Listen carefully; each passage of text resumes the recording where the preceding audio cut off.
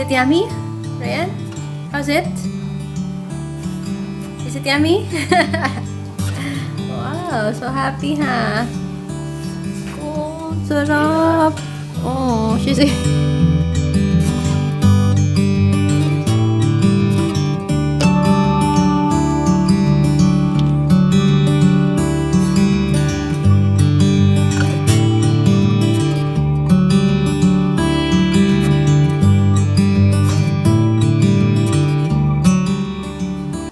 Hello everyone, good afternoon, and welcome to Chew Stories. So today is quarantine day 12, and we are planning to bake another cupcake, and it's vanilla cupcake. So I hope everyone is well with your family, with your loved ones. So stay tuned. So I've been watching a lot of baking videos at this time. I think vanilla cupcake is one of the easiest and most basic. This is my first time to bake vanilla cupcake. So let's get started!